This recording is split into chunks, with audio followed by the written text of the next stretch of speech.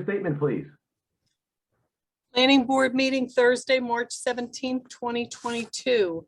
I hereby declare this meeting of the Howell Township Planning Board to be open. Adequate notice having been given pursuant to the New Jersey Open Public Meeting Act in the following manner. First, on January 7th, 2022, a copy of said notice was mailed to the Asbury Park Press and the Tri-Town News. Second, on January 7th, 2022, a copy of said notice was hand-delivered to the clerk of the Township of Howell. Third, on January 7th, 2022, said notice was posted in the office of the Planning Board and on the bulletin board in the Howell Township Municipal Building, 4567 Route 9, Howell Township, New Jersey. Members of the public will have a chance to ask questions and comment on applications once the chairman opens the hearing up to members of the public. If you wish to ask questions or comment on an application, you will need to use the raise your hand feature and we'll bring you into the meeting one at a time. You will need to have audio and video capability. You will be sworn in and you will need to give your name and address. For anyone calling in, you can press *9 to raise or lower your hand and *6 to mute or unmute yourself. This meeting is being videotaped for possible future broadcast on Howell Township TV 77. Thank you. Thank you. Before we get going, the resolutions, did we get all 4 of them? Yes, they were sent by Colleen Kelly or Robin Curtis. Okay. All right. Very good. Roll call, please. I just want to check, make sure no one's in the audience that I have to bring in. Okay. Mr. Bavai has been excused. Mr. Cristiano? Here. Mr. Dorado? Here. Mr. Greenfield's been excused. Mr. Husser? Here. Mr. Nicastro? Here. Mr. Seaman? Here. Councilman Bonovich? I have not seen or heard from him. Mr. Spanville? Have not heard from him. Ms. Talente? Here. And Chairman Tannenhouse. Here. You have a quorum. Thank you. Okay. Pledge of Allegiance, please. Everyone stand for the Pledge of Allegiance and a moment of silence for all of those serving here and abroad and our first responders. I pledge allegiance to the flag of the United States of America and to the republic for which it stands, one nation, under God, indivisible, with liberty and justice for all. Thank you. All right, we have an approval of minutes. We have no minutes this evening. All right, do we have any vouchers? No vouchers. Correspondence? Correspondence first, the application for Michael Hammer. I don't have any correspondence, but I did speak to him. He asked that this be rescheduled at a later date. He would prefer to come to an in-person meeting. So I told him that would probably not be till the end of April, beginning of May, and he would probably have to renotice. So if you want to make an announcement, I did post that on the agenda when I prepared it. Okay, by all means, do so. Steve, you want to make an announcement, please? Sure. So just to confirm, are we giving like April 20th? Because the expiration date for this one is the 30th. Do you think? Yeah, he's probably going to be scheduled for the last meeting in April. If not, he'll grant me another extension of time. All right, so I'll carry it to the 28th. I'll make You it. can just say it's going to be rescheduled because he's got to renotice anyway. That's going to be a live meeting. Okay. The reason why is I just want to make sure that assuming he doesn't reschedule it, the board has to take some action before April 30th. That's Okay, why. then carry it to that date with notice. That would be fine. Is that April 28th, Eileen? Hold on one second and I will tell you it is April the 28th. Okay. All right. I'd like to make a public announcement. If you're here for the Michael Hammer application, case SD-2994, involving a subdivision application at Oak Glen Road, that application is being carried not on notice, but we are going to reschedule that application for public hearing at the board's regular scheduled meeting for April 28th at 7:30 p.m. That will be a live meeting. The applicant will need to renotice and republish. But it will be listed on the agenda for hearing that evening. Again, Michael Hammer, April 28th, 2002, 7:30 p.m., a live meeting at the town hall. Thank you.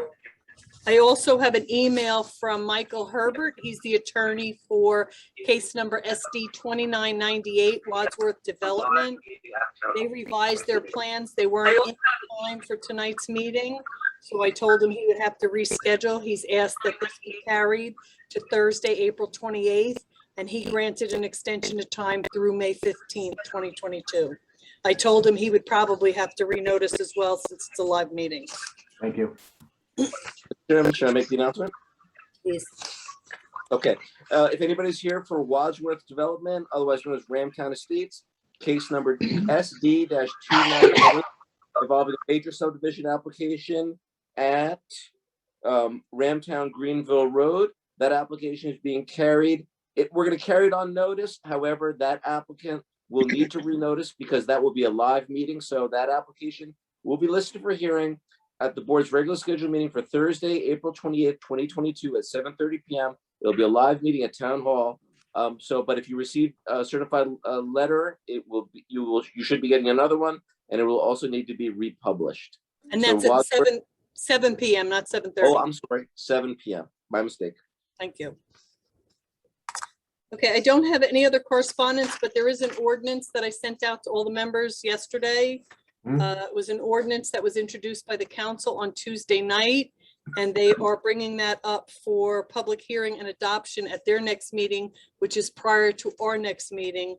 So we have to comment on whether it's substantially consistent with the master plan or not.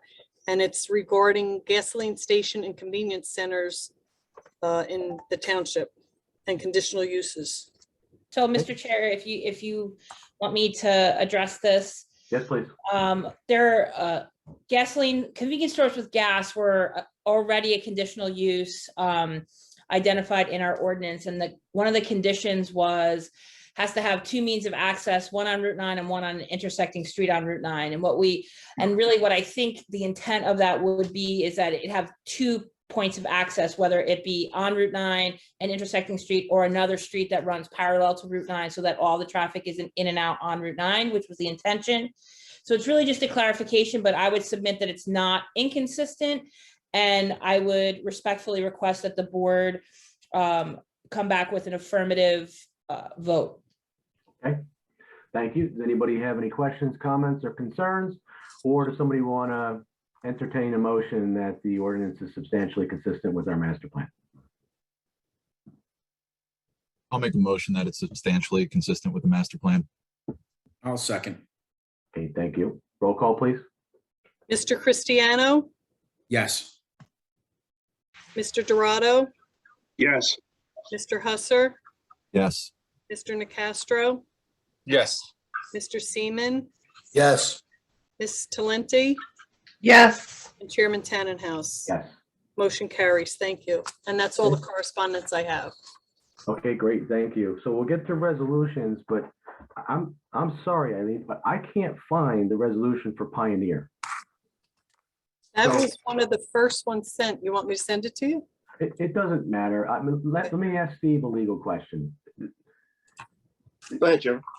There are others here that may have seen that resolution. Can I recuse myself from responding to that resolution? Yeah, you could just say that you're not ready to, as long as there's enough people, a quorum available to vote on it, you could just say that you didn't have a chance to review it, so you just don't vote on it, abstain on it. Okay. Fair enough. All right, first resolution up is case number SP-1037, Pioneer at Howell LLC. Eligible voters are Mr. Cristiano, Mr. Dorado, Mr. Greenfield. Is he here today? No, he's not here tonight. Mr. Husser and Mr. Seaman, and myself. I'll make a motion to memorialize. Go ahead, second. That was Mr. Cristiano, second. Yes. Thank Okay. you. Roll Mr. call, please. Cristiano, Yes. thank you. Mr. Dorado, Yes. Mr. Husser, Yes. Mr. Seaman, Yes. Chairman Tannenhouse. As indicated before for the record, I did not have a chance to review it, so I will not be commenting. Perfect. Thank you. Motion carries. Next up is case number SP-1099, Marvin Solar LLC. Eligible voters are Mr. Cristiano, Mr. Dorado, Mr. Husser, Mr. McCastro, Mr. Seaman, Mr. Lente, and myself. So moved. Have a Second. Roll call, please. Mr. Cristiano, Yes. Mr. Dorado, Yes. Mr. Husser, Yes. Mr. Nacastro. You're muted. Yes. Yes. Mr. Seaman, Yes. Ms. Talenti, yes, and Chairman Tannenhouse. Yes. Motion carries. Thank you.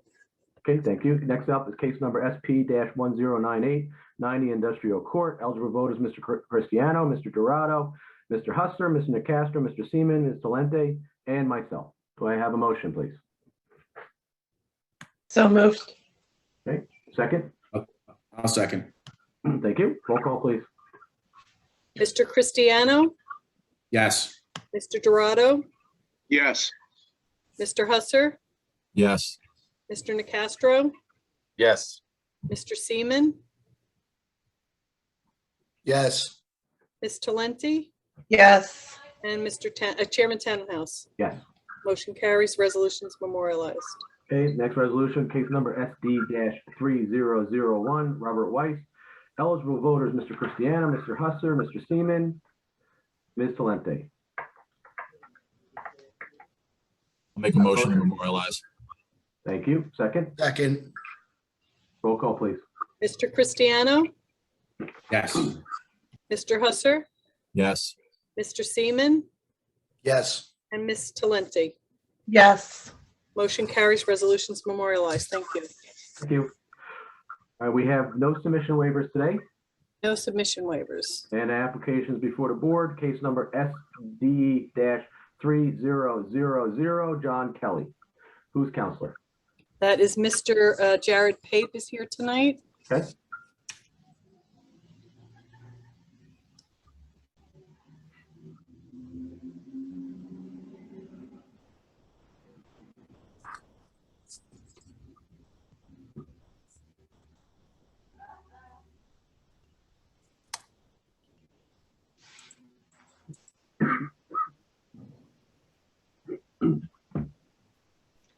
Mr. Pape, who do you need brought into the meeting?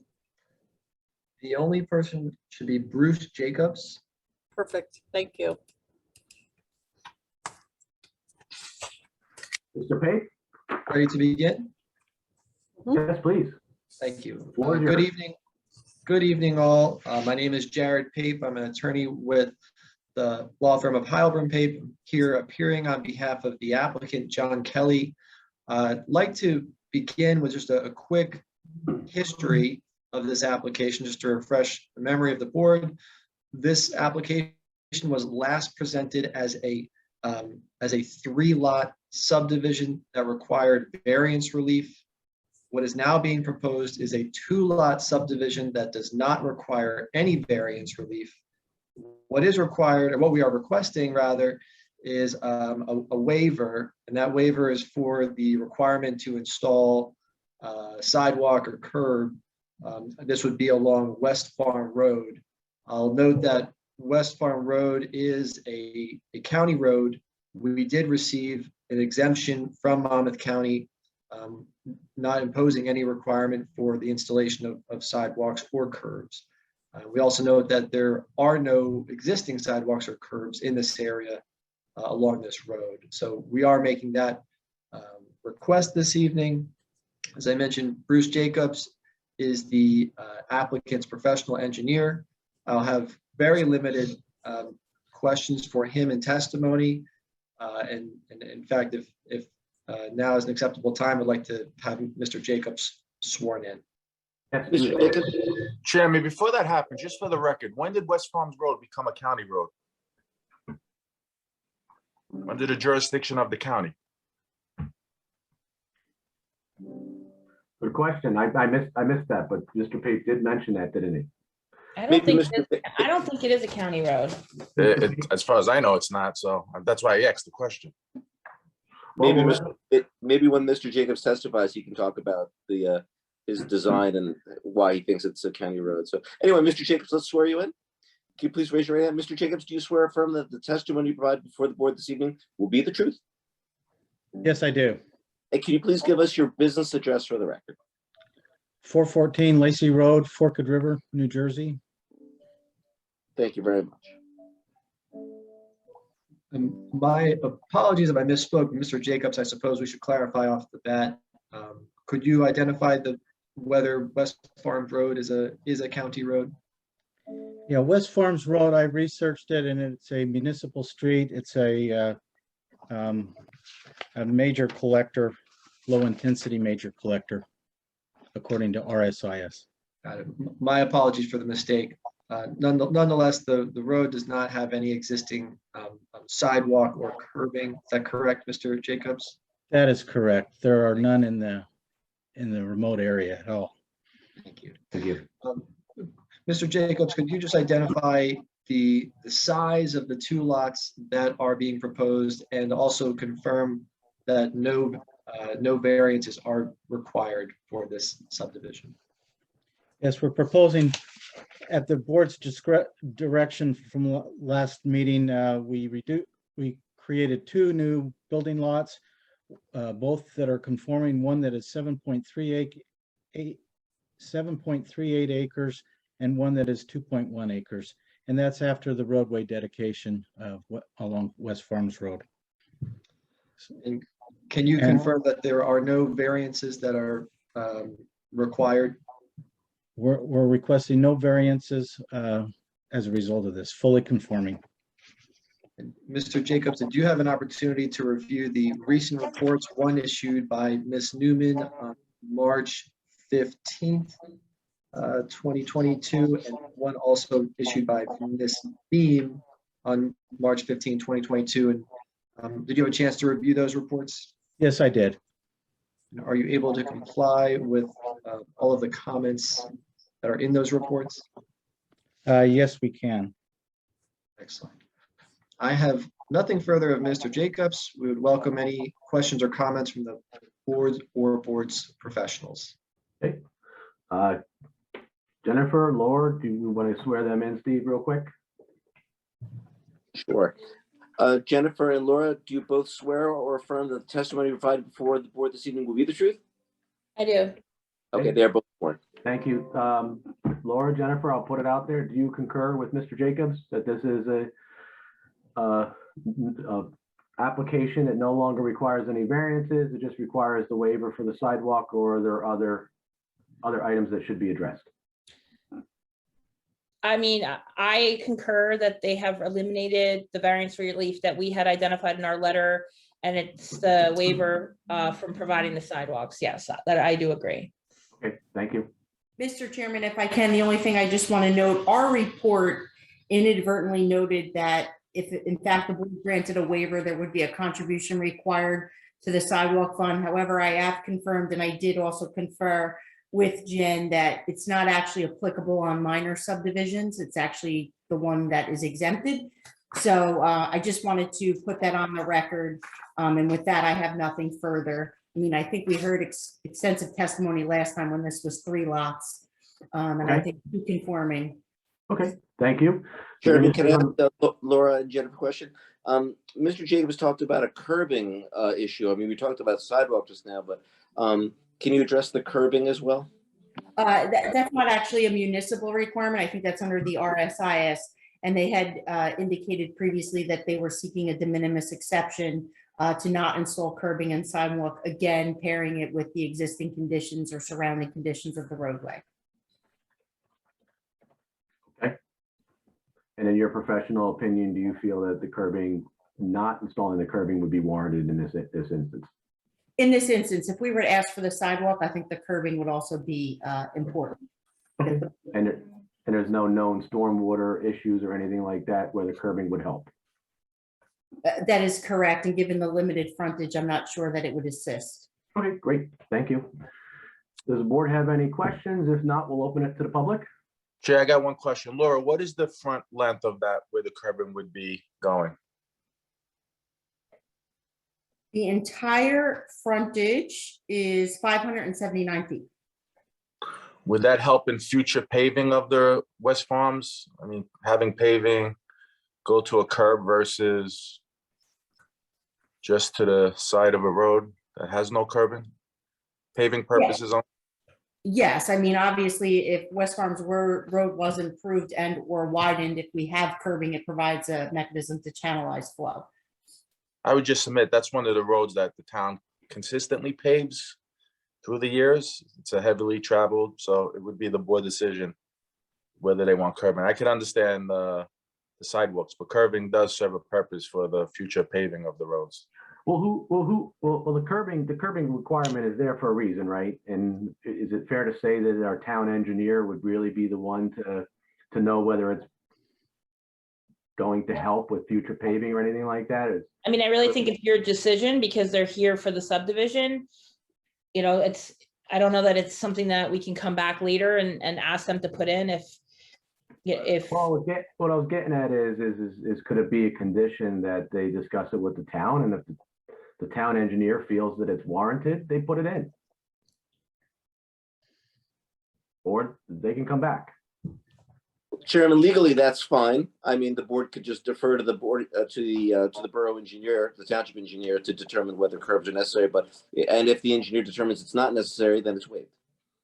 Mr. Nicastro, would that be acceptable? Yeah, I'm fine with that. I'm fine with Okay. Mr. Pape, would that be acceptable to you and your applicant? That's acceptable. Okay, thank you. Any other further questions? Okay, seeing none, we'll open it to the public. Eileen, please open it to the public.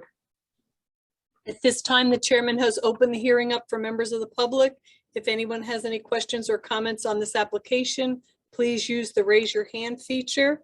If you're calling in, use *9 to raise or lower your hand, *6 to mute or unmute yourself. Thank you. We'll wait about a minute, Okay. see if anybody raises their hands.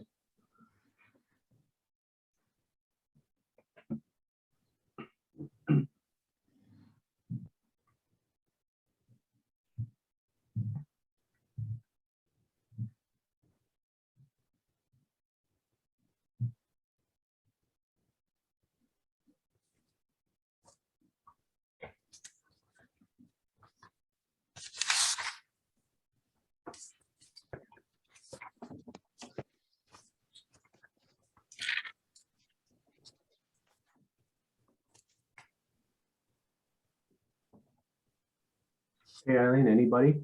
There's Raise no your one hand. with their hand raised. All right, seeing nobody raising their hand, we'll close the public portion of the meeting.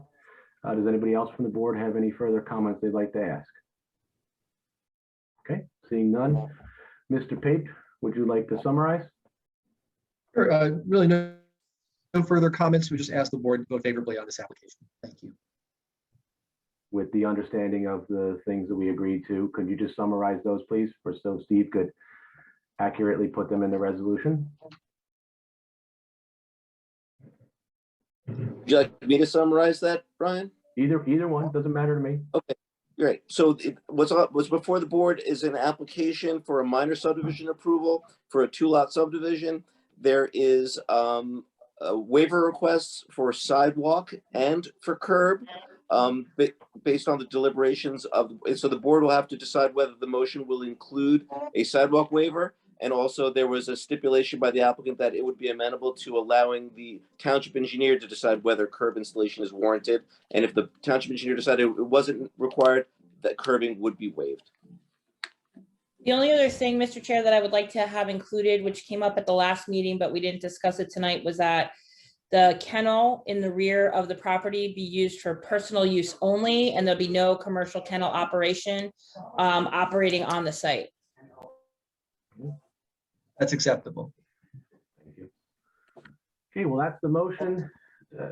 Sorry, that is what the applicant has agreed to. Do I have a motion, please? I will make motion. Thank you. Second. Thank you. Roll call, please. Mr. Cristiano, Yes. Mr. Dorado, Yes. Mr. Husser, Yes. Mr. Seaman. I'm sorry, Mr. Nacastro. I didn't certify, so I abstained. Certify, sorry. Mr. Seaman Yes. and Ms. Talenti. Yes. Motion carries. Thank you all. Have a Thank you. good night. Okay, thank you. You too.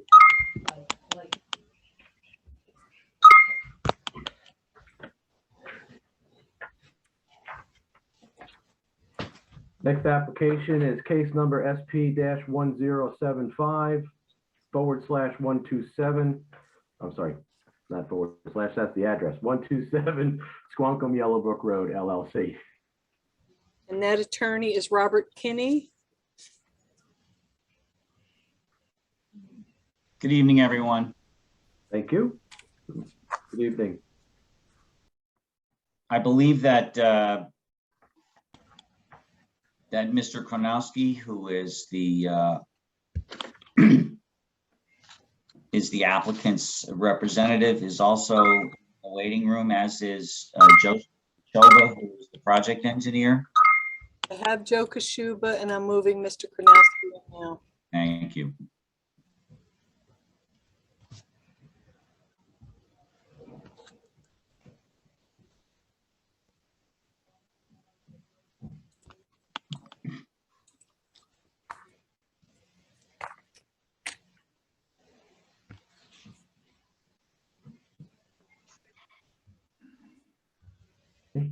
We getting going? Yep, I think everybody's here. Good.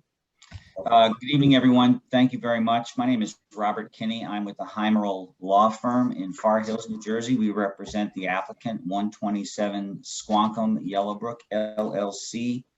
This is a request for preliminary and major subdivision.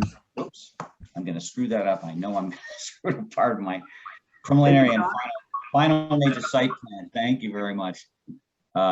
Application for the property there. This property is located in the Special Economic Development Zone District and has been under commercial use for decades. The applicant's company is an importer and distributor of windows and doors, and the application seeks to allow for the expansion of the development there for the purposes of facilitating the operations of this facility, one-story, 8,000 square foot addition to existing buildings, so that materials that are currently stored outside can be stored inside, and also to assist in the operations of the company. I understand a number of variances will be necessary here, and I will be, I hope, be able to respond to questions from the board in that regard. I recognize that this matter has been on the agenda for quite some time, and we look forward to moving this forward. Thank you. Mr. Chair, can I just interject for 1 second? Yes. Mr. Kinney, perhaps it'd be a good idea to provide the board with the status of the code enforcement issues, because this is a code case, and as of January, there was a letter that went out with 3 additional violations, with additional businesses being run on the property and some other issues with storage of oversized and broken down vehicles. And just to kind of give the board the status of where we are with that prior to starting the testimony for this particular use, because there's a number of things going on in the property, none of which have been approved, and we just want to make sure like we're starting from the right place. Absolutely, I'm happy to address that.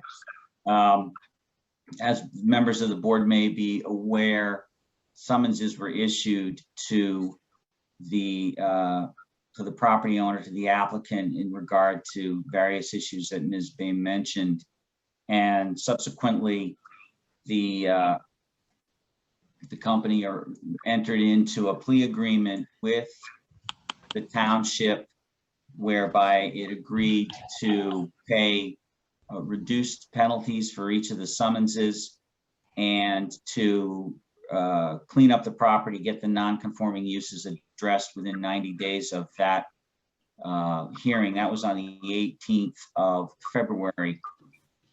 And so my client has been working to conform to that agreement and has removed a number of vehicles and other things from the site and continues to do that. And I can say that he will actually, certainly intends to comply with the agreement that was reached with the township in regard to those summonses and bring the site into conformance with the current zoning requirements here. Thank you. That satisfy you, Ms. Bean? Yeah, I mean, that's consistent with what we've been told by code, but I just wanted to make sure that everyone was aware. So we're about 30 days into that 90-day time period in order to remove those two businesses, as well as all those vehicles and the containers and the RV and the other equipment that's being stored out there. So I would just submit that any action that the board were to take on this application, whether it's tonight or at a subsequent meeting, those timeframes, Steve, kind of get folded into our resolution as well to make sure that we're consistent with the code department. Thank you.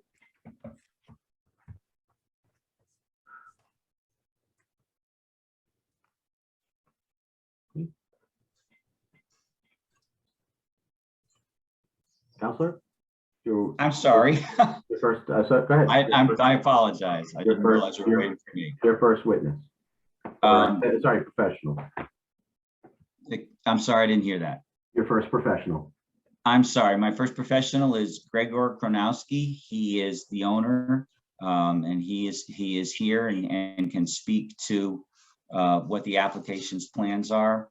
And or do you want to hear from the engineer first, Mr. Tumbalagan? That's up to you. Well, it's actually up to the chairman. It's your case, Mr. Kinney. Do you want to have your engineer testify first, or you want to have the applicant testify first? It's up to you. Well, actually, let's do that because Mr. Kachuba has been working with the applicant for some time on the proposed plans, and so I think it would be helpful to hear from him. He has that expertise here. So could we hear from Joe first?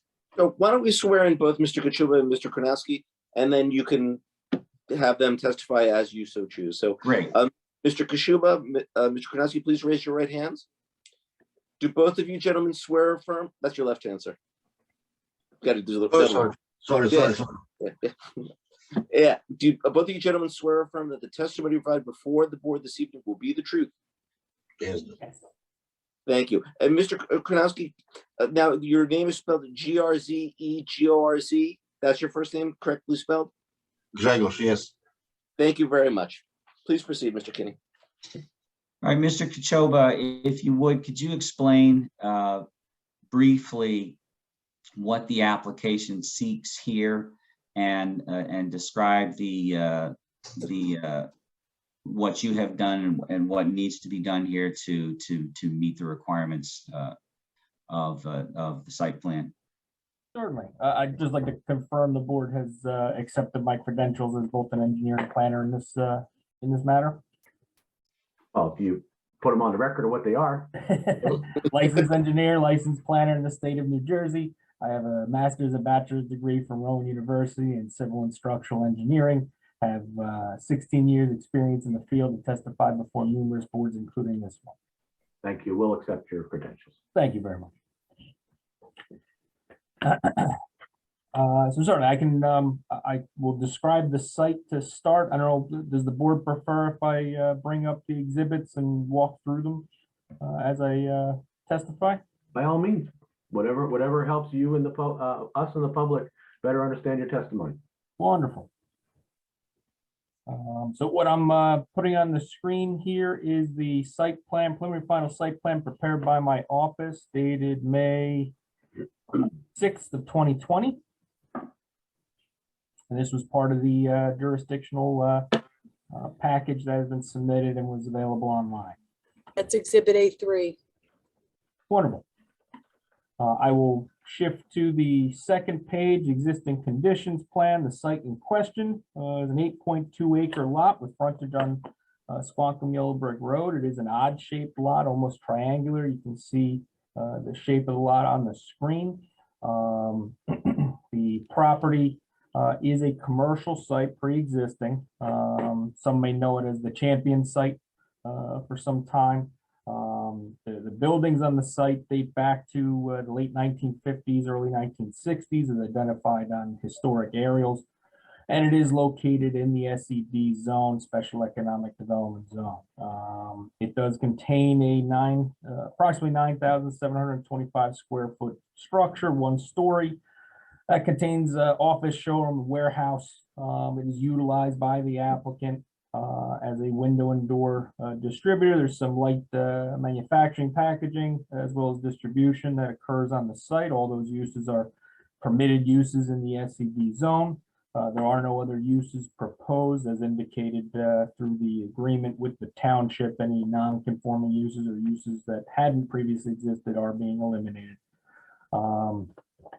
The building is on the left-hand side, left-hand side of the plan, southern portion of the property here. It has a very large gravel and dirt outdoor storage area. To the north of that is accessed by 2 driveways, both of which are gravel. From Squonkam Yellow Brick Road. The northern driveway is the primary driveway utilized on a regular basis. The southern driveway exists. It traverses the property line. It has existed since the building was constructed. It's readily seen in the 1963 aerials. Not really utilized on a regular basis, but it does still exist. The northern driveway, the primary driveway, is about 100 feet north of the property line. The property is substantially encumbered by wetlands. The wetlands were delineated and a letter of interpretation was obtained from the NJDEP on November 26th of 19. The wetland area is the majority of this front wooded area. If you're familiar with the site, you've driven past it. There's a large wooded area in the front of the site.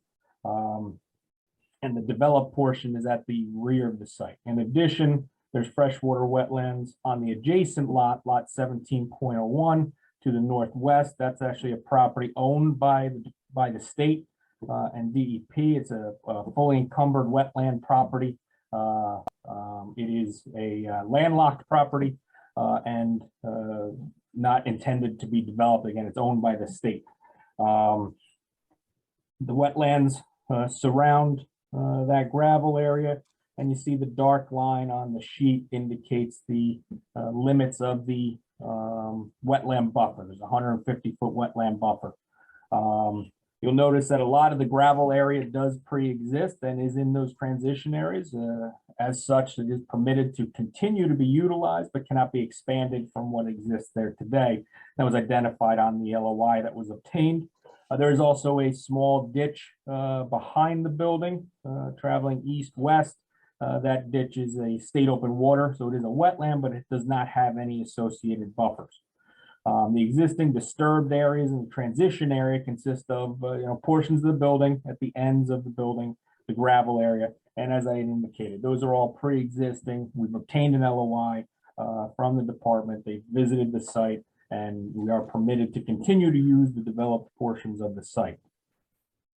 The development here is situated substantially set back from Squonkam Yellow Brick Road. The building front setback is 375 feet. The closest gravel, so in front of the building to the east of the building is a gravel parking area. The closest that is about 275 feet back from the roadway. So substantially set back and by virtue of that distance buffered from Squonkam Yellowbrook compared to some of the other properties, some of the other commercial properties, certainly a little more secluded. Those surrounding properties consist of a mix of commercial and residential zones and uses. Immediately north, lot 18, fronting on Squonkam Yellowbrook Road, is a residential property. For measurement purposes, the closest disturbed area is about 200 feet south of that residential property. To the west is that lot 17.01 owned by the state, fully in the wetlands. To the south is lot 16, That's a commercial site known as the Harvest House Wholesale Bakery that is immediately to the south. East across Squonkam Yellow Brick Road is vacant wooded land, part of Alair State Park, and southeast is a residential dwelling in the zone. So the existing building has existed since the late 50s, early 60s. The intention is for that to remain and be expanded. So the building, I'll move to sheet 3 of the site plan. The Hey, proposed. Joe, can I just ask you why there's no signature on these plans? So we prepared signed plans. I think what likely occurred is when we were asked for an electronic copy, we probably submitted a PDF created from our CAD file, but we have signed plans, but this is just a PDF copy created. Yeah, because I noticed even the survey didn't have a signature on it either. We definitely have a signed survey as well. Okay, just wanted to make sure, because if anybody's watching from home or whatever, they're gonna see that these plans have an empty title block. So I just wanted to make sure. And just for the plans that I have on file are signed. Great, thank you, Eileen. You're welcome. And I can identify on screen here, we do have a signed and sealed version of the survey as well.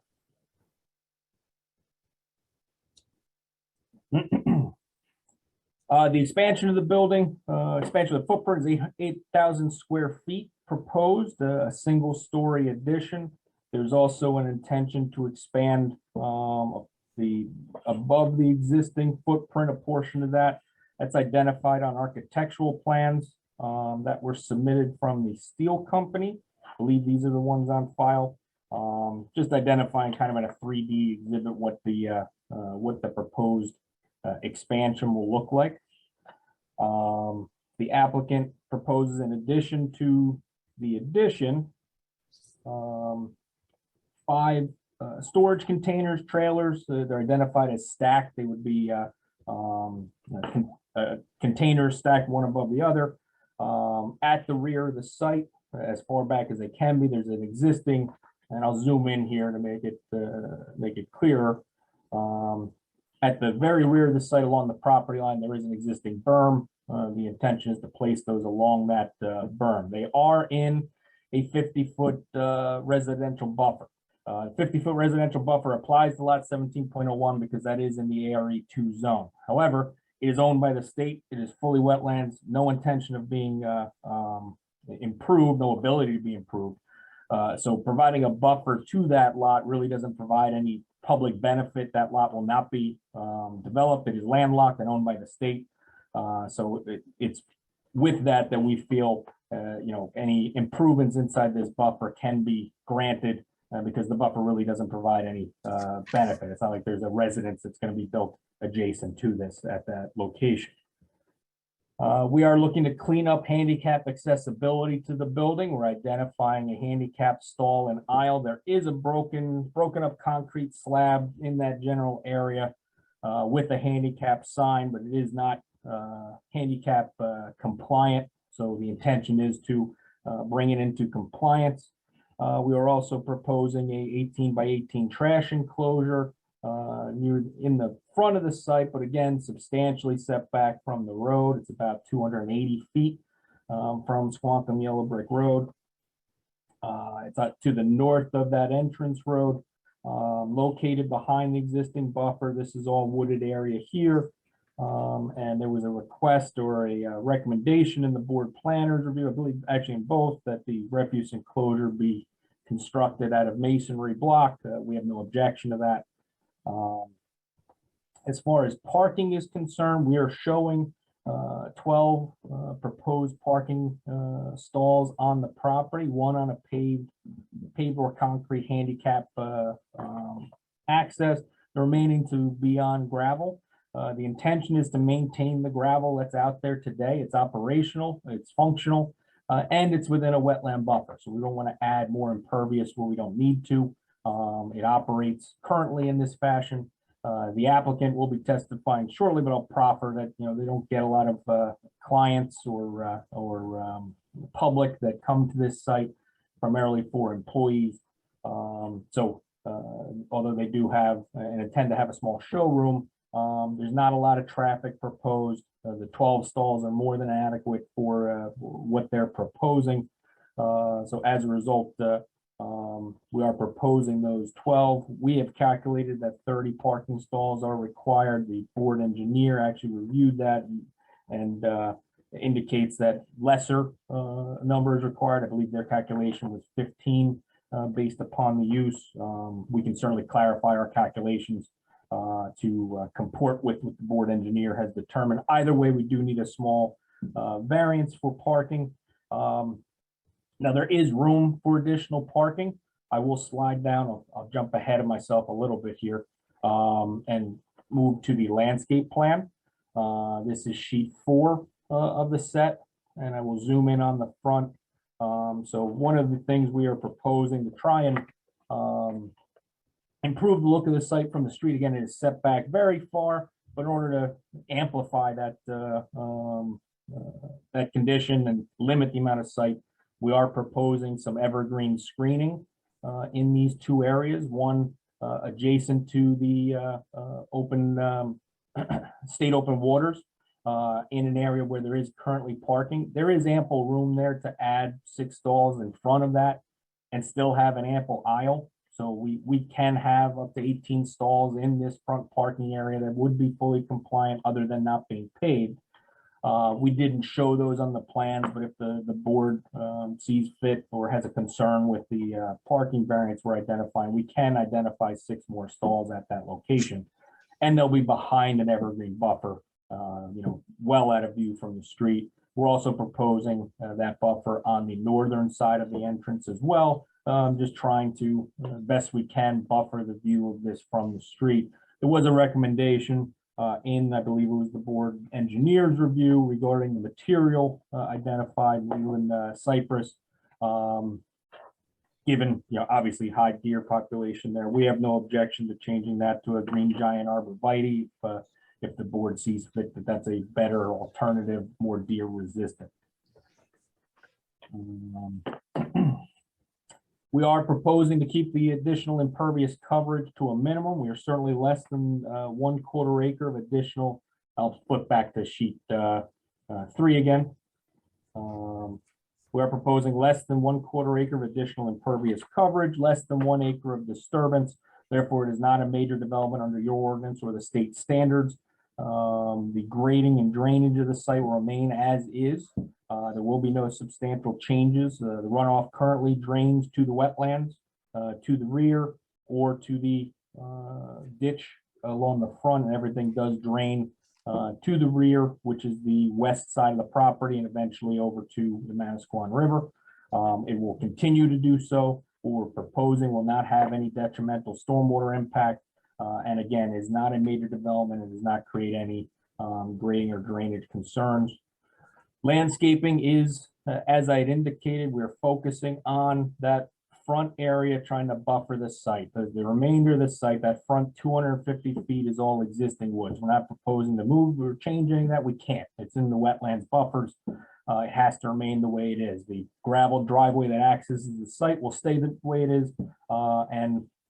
This provides a much better buffer than we could ever create. We're just trying to supplement that near the front of the property to help, stop any views through that area, especially in the winter months. In spring and summer, this site is completely out of view. In the winter months, when the leaves fall, there is a little bit of a view from the street back to the property. You really have to look for it. You don't notice it as you're driving by. I drive by regularly, but we are trying to supplement that as best we can. We are proposing some lighting on the property, specifically building mounted lights on the addition as well as the existing building. And there's one utility pole out in the center of the property that we're proposing a pole mounted light. We are seeking a waiver from strict adherence to these lighting requirements. Again, it's an existing site, operational today, has operated in that fashion for 50 or more years, and the lighting has been sufficient. At the addition, we are adding building mounted lights that will provide some additional lighting out into the gravel area, and one additional pole mounted light, but we are seeking relief for not providing code compliant lighting in that we would have to light the entire driveway entrance and the entirety, in my opinion, and certainly can confirm this with your professionals, the entirety of the gravel area and all of the front gravel. I think that would be more of a nuisance and an impact and not really necessary for this site. Lastly, the signage on the site. The intention is to reuse the existing sign. Anyone who's driven up and down that road probably knows it fairly well. It's an unusual sign in that it's in a kind of wing fashion. I'll zoom in on the layout here. So rather than having a two-sided sign, it's actually two different portions of the sign, one facing north, one facing south. It's approximately 8 feet tall and 43 feet long. It's the front setback is 11.9 feet where 20 is required. So it does need relief. The intention is just to re-letter the sign, keep using it. It has areas where the previous champion sign had existed. The champion portion has been removed. We'll just put the utilize that area for the new sign. As a result, there are several variances being requested for the application. First is a rear yard setback variance, which is identified as existing and proposed. That is in this location at the west side of the site. 26.2 feet exists where 50 is required.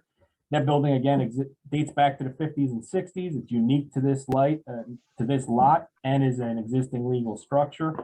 That portion is not being expanded upward.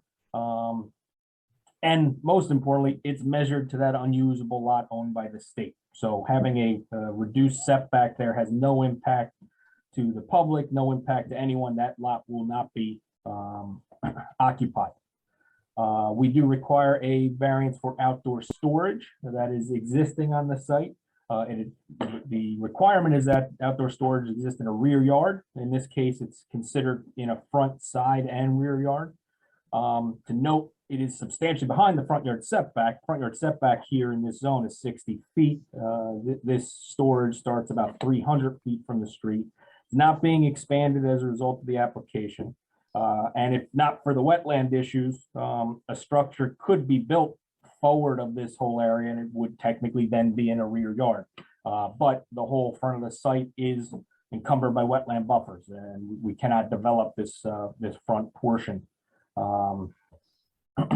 And we are proposing to add landscaping to try and screen that storage. So we would like to continue and be granted the relief for that outdoor storage, not only in a rear yard. We're seeking the parking relief, as I had indicated. There's also relief for buffer infringement. Again, the buffer is along that western property line, which provides really no benefit as that the property it's buffering against is unusable. We are seeking relief from the Wetland Monument requirement. So the technical requirement is that any wetland buffer needs to be monumented. We don't necessarily have an objection to that, but you see the dark line on the site plan here. That is the extent of the wetland buffers. Placing monuments in the middle of the active portion of the lot, I don't think is really appropriate here. So I think we can come to a conclusion where we would establish some way to ensure that the existing gravel area is not expanded. Obviously, the intent of that monument in Howell is to ensure that when buffers are established, they're demarcated in the field so you can see it, you know not to exceed it. In this particular case, we have a letter of interpretation. We have DEP controls. Enforcement is aware of the site. There is no enforcement action on the site.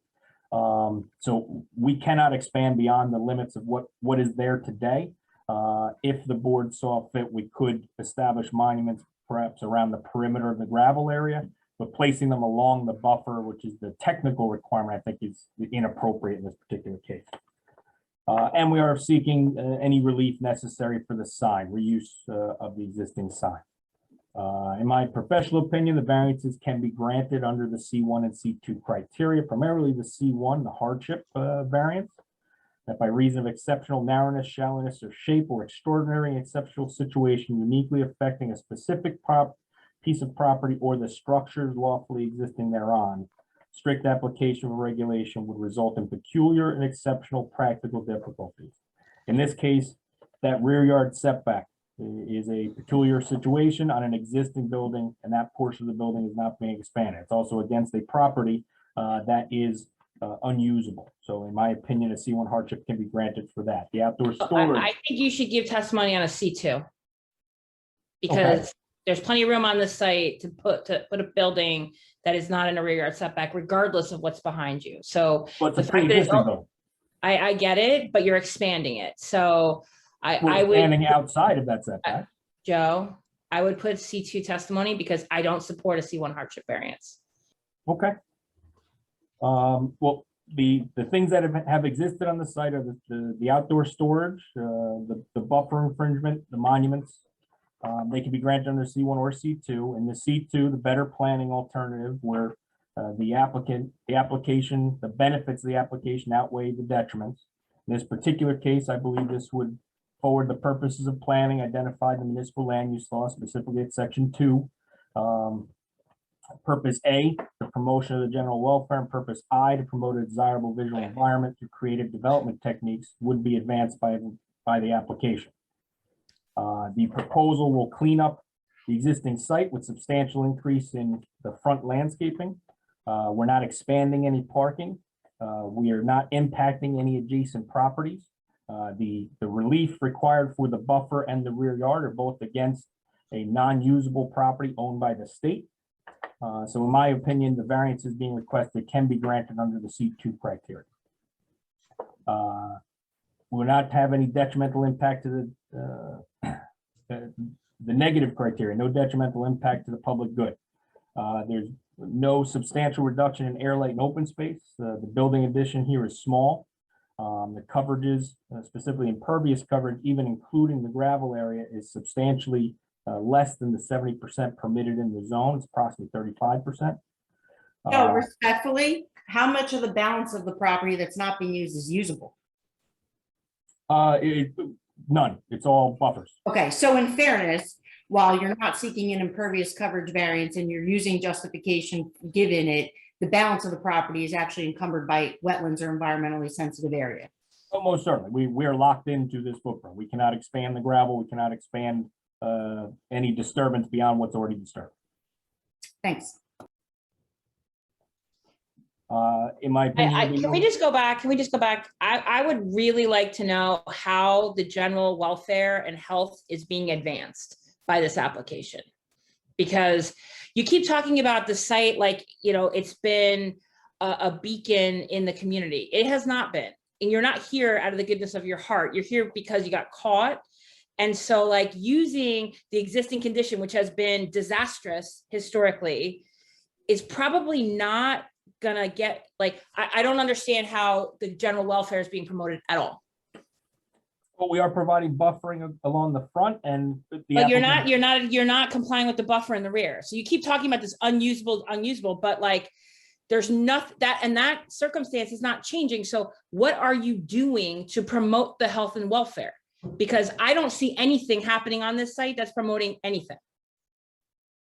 We are cleaning up the handicap. We're providing landscaping in the front. We are providing some benefit. I understand your concern, but we are providing some benefit. I mean, I guess we're going to have to take you at your word, because the site under the operation of this current applicant hasn't been, like, the fact that you used criteria I as to promote the general welfare, given the condition of the property based upon the photos that I've seen from the code department, is laughable. And the building is not beautiful either. So I'm struggling here to reconcile what you're saying with what is actually happening, because they're not reconcilable to me.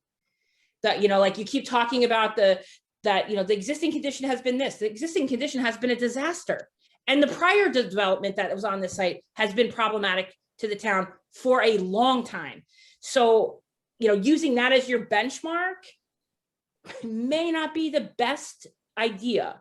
So, you know, you talk about the buffering. You're not compliant with the rear yard setback, with the the residential buffer, you have outdoor storage that's not screened in the front yard, your trash enclosures in the front yard. So you put up a couple arborvitae and that's supposed to like make it okay. I think that we need some more information. Like you're gonna need to dig deeper on the testimony, because I just don't, I get that it's set back, but at the end of the day, I think the condition of the site is a direct result of the fact that it's set back. And so people don't generally see it. And so all these things have been allowed, or not even allowed, have just gone on there, against all of our regulations and ordinances. And now we're going to use that as like, that's where we're going to start. Like all this crap should not have been on the site to begin with. And it should have started at a situation a lot differently.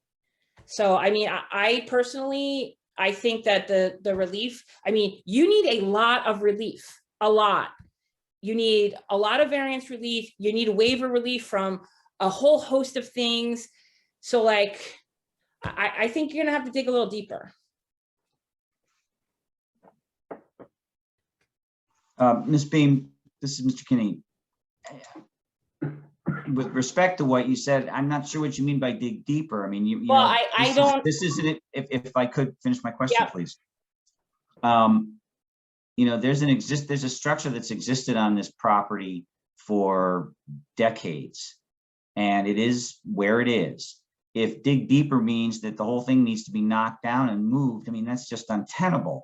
I'm not asking for that. I'm asking him to provide testimony that can be substantiated, because how exactly are you telling me that this promotes the health, safety, and general welfare, or promotes a desirable visual environment? Because I'm not. If I can interject, Mr. Kinney, I'd like to ask my professionals something. What is allowing them to continue to develop this property without adding any type of stormwater retention of some sort? So, Mr. Chairman, that was going to be part of my point. While I understand that what they're doing currently doesn't prompt stormwater management regulations, we need to understand what was actually permissible out here, sort of along the lines of what Jen's saying. We don't just get to expand, get caught, come in, want to do a building addition and throw some storage on a gravel area and say, we can do this and we don't have additional disturbance. I think that's an issue. I think the lighting's an issue, Mr. Chairman. I mean, it kind of got glossed over, but I don't think it's fair for us to accept an area of a commercial where it's not going to be adequately lit, specifically along the access road and maybe in this rear where people are going to be parking. We talk about the screening, and certainly I'll defer comments to Shari, but what they're providing in the front is not a buffer. And they keep referring to it as a buffer. And while I recognize it's not necessarily required, it's not a buffer. There's relief associated with screening at the refuse area. When we look at the building, and I know we haven't talked about the building in great detail, and Jen usually spends a lot of time focusing on this as well. I mean, this building is non-compliant with our architectural standards, one from an existing condition, but also from a proposed condition. I think Shari will be able to tell you that what's visible in this area right now is exactly where the building addition is going in. And so lo and behold, we're going to be looking at a building as we're coming down the roadway, and it doesn't meet our architectural standards. So what I think, we're trying to get at, and I think what Jen was saying, and maybe Mr. Kinney just didn't understand, is we keep glossing over the relief that's associated here, and we keep attributing a lot of it to existing conditions. But I think just because there's existing conditions that's not compliant, this board generally looks for a more comprehensive plan. Just like I asked Mr. Kashuba about the impervious coverage. Well, I can appreciate the testimony that he's saying that only 30% of it's occupied, but again, it's because the other portion isn't usable. I know he glossed over the parking requirements. I think that needs to be talked about in detail, because the parking requirements are based upon an office and a warehouse use distribution. So I'm not sure how he came up with 30, but my sense is it's because he's using maybe more office than warehouse. That's information that we need operationally, because that does impact the parking. I think to say, well, we're upgrading the site because we're putting in ADA space in, they were obligated to put in an ADA space. So I just think that there's a substantial amount of information that we're trying to convey needs to be provided on this plan. My report is nearly 2 years old. I mean, it's certainly 18 months old. There has been zero attempt to absolve, comply, or address any of the conditions in this letter. And that's not typical before this board, that's all. I still don't understand how we don't have any stormwater management. I mean, I understand that stormwater management is pretty significant these days, Ms. Newman. And I noticed that the Environmental Commission didn't make any note of it either. So, Mr. Chairman, essentially it's because there's no change in pavement. They're not prompting the regulations. So you need to have a 1/4 acre of disturbance, 1/2 acre of impervious cover, a 1/4 acre of disturbance, and a certain amount of impervious coverage to prompt that. They're not prompting that. The other thing is, they're seeking relief to maintain this as a gravel area. I mean, again, the board needs to look at that. If this area becomes paved, the impervious area is going to change out there. I'm not even clear what the condition is of the existing gravel area out there. Okay, Mr. Chairman, can I say something? yes, please. Is this maybe something that the site plan should go review before we make a vote on this? I'm trying to expand my thing. Is that Mr. Cristiano or Mr. Nicastro? Mr. Yes, Mr. Cristiano. Cristiano. I think we should ask Ms. Beam that question. It Chair, sounds like before Brian, before Joe Cristiano gets to that point, I just want to walk back a certain point. And Jennifer, walk me through this for the entire board. So my understanding is this application is here because of violations that code enforcement found on this property over the years. I know this property has been problematic. So I think it initially came to light of your current township staff when the building was changing hands. And I Right. guess from what I understand, historically, the site has been problematic in town. And then when the building went to change hands, there were a number of things that were brought up to the current applicant as being non-compliant and had to be reconciled and what have you. And I, speaking with Mr. Howard, he had submitted or sent to me some documentation of additional summonses that memo that he had sent out to the applicant in January of this year, basically indicating that, number one, there were stipulations that in order to occupy the space, the applicant was supposed to submit an application to this board to get approval for things that had not been previously approved. It took 18 months for that to get before us, and then it was carried for another however many months to get today, which is the first time we're hearing it. So that's a little problematic. And then in the meantime, the condition of the property and, like the problems exacerbated over the period of time that the application sat and waited for this to happen. There are two illegal businesses in addition to the applicant's business that are being operated out of this property, an auto mechanic and a concrete contractor. And a number of photographs from Mr. Howard were taken to that effect. In addition, the number of vehicles and the condition of the vehicles just being dumped back here is unbelievable. There's cars without front ends, without engines. There's an RV, there's trailers. There's a whole host of containers that are dumped back there being used for whatever. There are windows and doors strewn everywhere. So there was a letter issued by Mr. Howard that dates January 6th, and basically was, the letter basically said that the continued use and occupancy of the site is illegal and must cease and desist. And in addition, 3 additional summonses were issued. One was illegal occupancy by the mechanic, illegal occupancy of the concrete contractor, and failure to keep the commercial property free of nuisances, unsanitary conditions, and any other hazards to the health or safety, which is kind of why I was asking how we can say this is promoting the health and safety when the violation immediately contradicts that. I know which is why I brought this up at the beginning. I know that they went to municipal court in February, and there was a guilty plea entered by the applicant in municipal court and a fine levied, and stipulations that within 90 days of that date, which we're about 30 days into, all of this stuff needs to go away.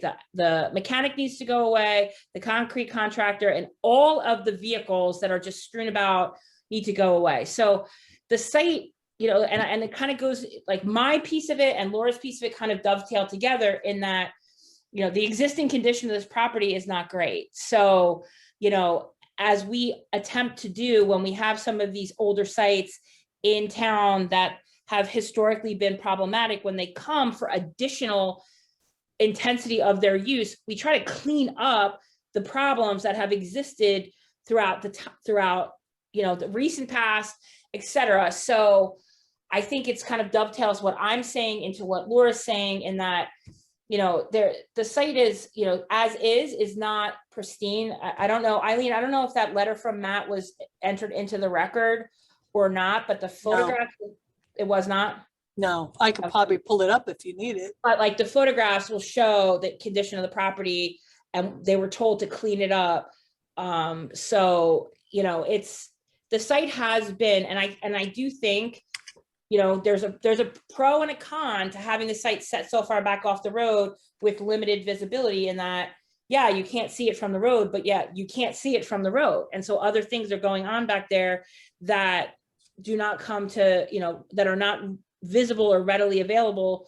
And this site is one of those things that things have occurred over the course of time that are not allowable, not preventable, and occurred. The letter from Matt basically says that the situation from when he first spoke to today has drastically worsened, which is problematic for me because I'm sorry, may I speak? May I respond to that, please?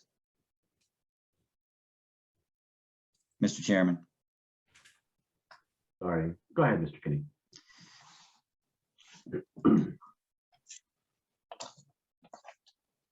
I recognize and my client recognizes that there were issues of nonconformance that led to the issuance of the summonses in January.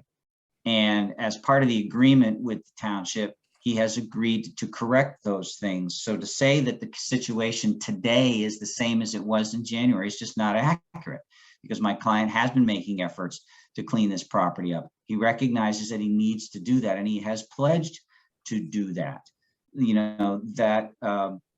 What we're trying to do here is find the proper way to address the township's concerns and allow this business to operate, and operate frankly in a manner that's better than what it's operating right now. Because as Ms. Bain mentioned, there's materials from the business that are being stored outside. That's not a good business practice. It's just not enough room for that stuff. So one of the reasons for the request for the additional structure is to address that and to make the property look. It's not just an aesthetic thing, but there is some aesthetic value to this, is to make the property look more like a business ought to look here. We have, and I have, and I don't want to personalize this, but I've been working with the township for months since I got involved in this matter to help my client address these issues. And he has agreed to address the issues that have been raised here. The thing, what's happening here is an attempt with this plan, with this submittal, to make the property work more efficiently with less of an impact on the environment, less of an impact on the township as it is. I respect the fact that it's, that it is set back way off of the site, but it's not, with all due respect, an out of sight, out of mind kind of a situation here. Mr. Kronowski wants to have a good relationship with the township and be able to operate his business in a way that is effective and efficient and economically appropriate for him. And this is part of that. Now, have there been issues? Yes, there have. Have we been trying to address those? Yes, we have. And he's doing that now.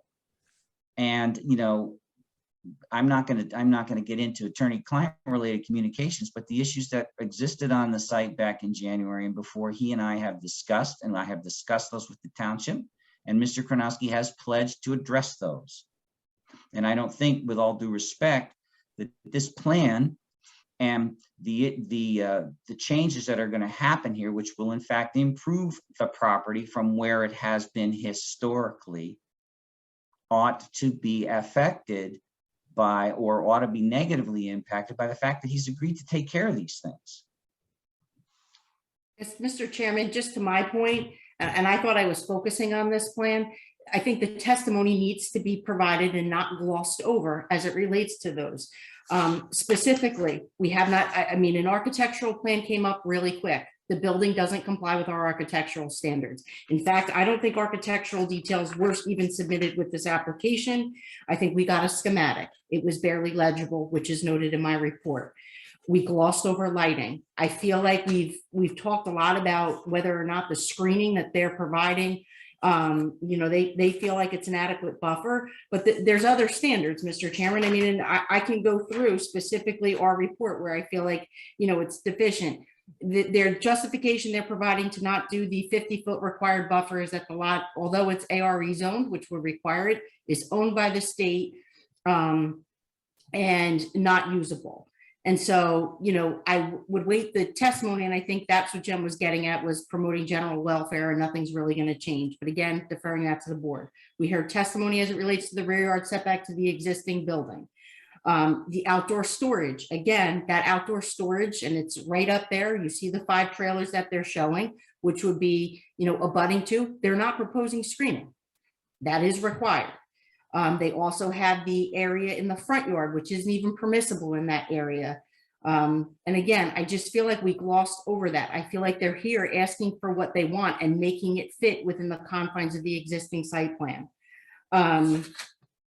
The driveways into the site, I mean, you know, 30 feet is technically required. We have approximately 10 feet in width. I don't know what our fire bureau has thought about that. In addition, albeit not relief, we got a letter from the Board of Health. I am not clear on the utility services and whether or not a septic system, the existing septic system, is adequate to handle this building. Off-street loading or maneuvering areas in a front yard area. Again, I haven't really heard the testimony. I'm not sure how deliveries come into this site. How do trucks, is it tractor trailers? What are the deliveries like? No curbing is proposed, again, because they're looking to maintain the gravel conditions. But again, the gravel conditions require relief from this board. This is an area where loading, unloading, it's a major interior, like interior drive aisles, parking areas. They're supposed to be paved per our ordinance. And Mr. Chairman, when it goes to be paved, the impervious coverage of this lot is then going to change, and stormwater improvements then will likely be prompted to be provided. Landscaping, we require foundation landscaping around the building. None is provided. Parking, again, I tried to hit on it earlier. I know Mr. Gashuba noted there was a discrepancy in how I calculated versus how he calculated. A lot of that goes to the use of this building. And I haven't clearly heard what the difference is between office to warehouse space. Is there retail components? What's going to be used there? And is, you know, I know they're seeking the relief, but what actually is the required parking? Lighting, Mr. Chairman, I know they said they're requesting relief. I have concerns relative to the adequacy of lighting in this area, specifically for safety into, out of the site, and in for anybody who's going to be maneuvering within that parking area. Outdoor recycling storage areas shall be screened by a uniform wall or fence. They have no wall or fence. This is the area where they're proposing landscaping. I didn't hear a ton of testimony other than we're going to be providing landscaping. I did hear testimony relative to the conservation easement markers. But again, the board has to weight that. But I also implore you to look at the limit of the wetlands buffer line provided. These 5 storage areas are going to be going in that wetland storage area. Did that prompt DEP permits? Have they submitted them? Is this even permissible to stay under DEP regulations? Sidewalk, haven't heard any testimony about sidewalk, but again, no sidewalk is provided. And at this point, our ordinance has been updated that if the board saw fit to grant relief for that, a contribution is required. They're required a 5-foot landscape strip along the property frontage. No landscaping is being provided along the frontage. I touched upon it earlier, architecturals. There are 1, 2, 3, 4 components where this building does not comply, the addition, with our current ordinance standards architecturally. And again, I think we glossed over what this building was going to look like. And again, the details of which are submitted, and I'll defer if Jen has anything additional, were lacking at best. And then we talked about the addition, the sign, the monument sign, but again, the sign requires relief. And so my point, Mr. Chairman, is I feel like we were glossing over a lot of things. We were attributing a lot to what we want to do to make this work for our current business. And I just think, given the relief that is associated with this application, they need to provide a little bit more detail, which is what I think how this went this way was that was what Jen was asking for. We need to see all of these things in great detail, and the board needs to understand why all this relief would be warranted. Ms. Newman, I would like to thank you for putting together that very comprehensive list. And I would have to agree with you. As a board member, I don't have enough information to determine why all of those things that Ms. Newman talked about would be a benefit to the public to not provide. Hey, And Chair, Brian, just to add on that, that's why I wanted to get the history. And unfortunately, I'm familiar with that property from years ago. And we're now under the C2 variance, which I'm also struggling how it's advancing the zoning in that area. But, well, You're adding an 8,000 square foot building. You're still maintaining the same outdoor storage. We heard no testimony why that 8,000 square foot new additional building can't eliminate the outdoor storage. And that's one of the problems that the town originally had with this application. So I don't know how you're advancing anything by adding an 8,000 square foot building and still maintaining the property with all the outdoor storage is a big issue for me. And I also just want to add too, before we go any further, there's been testimony about the property to the back being landlocked and it's being DEP. But if you look at the tax map, that lot is contiguous to 1601, 1803, 1802, 1902, 1901, 2001, 2122, which comes out to Squonkam Yellow Brick Road. So, you know, all of those lots are owned by the DEP. So that is not an isolated lot in isolation from everything else. It's, while that lot, if you look at it in a vacuum, is isolated, when you add the contiguous area that's owned by the DEP, it does have frontage and it comes out to Squonkam Yellowbrook. Do I think it's going to be developed? Maybe, maybe not, depending on what happens in the future. But I also just want to make sure the board is also clear. That wetlands buffer, and I'm sure Nick can appreciate this, is 150 feet. That's an exceptional resource value buffer. That's not ordinary. That's not intermediate. That's 150 feet. That the existing conditions are what they are. But I think Laura also pointed out, portions of that building that are being proposed are going in that extraordinary resource value wetland buffer, as it are the containers. So I agree. I think, plus there's a note on the plans that say the containers are for outdoor storage in the containers and in between the containers. And I think there was a comment by somebody, I think it was the Fire Bureau, that means, what does that mean? What's going in between the containers? And, you know, so there's a lot going on this site that prompts, I think, deeper testimony. So when I said, you know, I need more and you need to dig deeper, I'm not asking for the demolition of the existing building, but I think Laura hit the nail right on top of the head that, you know, this is not a quick and easy application. You're going to have to provide us with a lot more detailed information. And I agree with her. Her letter is dated 2020.